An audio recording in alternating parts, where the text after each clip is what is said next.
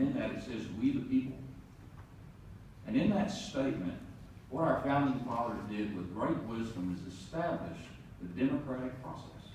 And what the democratic process is, even the Constitution itself had to go through this test.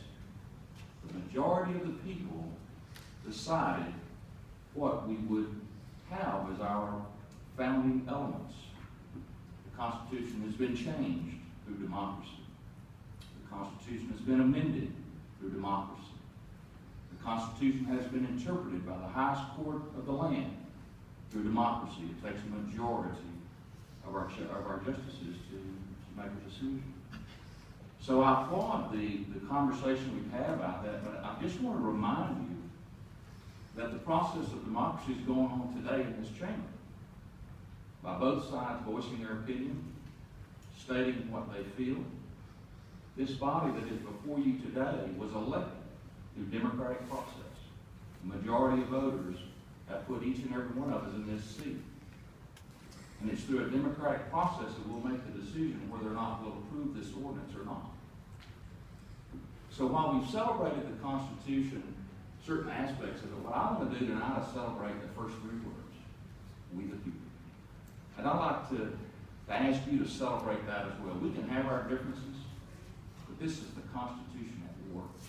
We the people. We live in a constitutional republic, not a democracy. Please, can we finish? It's a constitutional republic, not a democracy. Mr. Parker, you moved and Ms. Kay first, second, something like that? Yes, okay. Thank you, Mayor. We've heard a couple of references in some of the comments tonight about why the police or municipal employees are allowed to go into the intersection and so on. I'd like either the city manager or city attorney to get clarification on that point as to why that is allowed, that is not through any action of the city. I mentioned this last time. There's a specific state statute that does not allow the city to be able to stop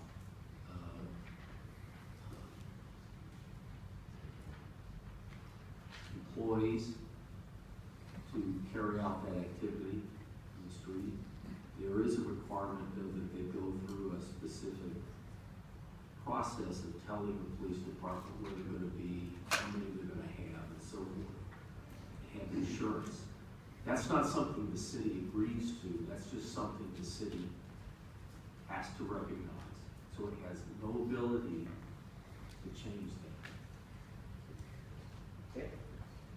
So we have a motion, and you're seconding the motion. Okay, we have a motion and a second to approve.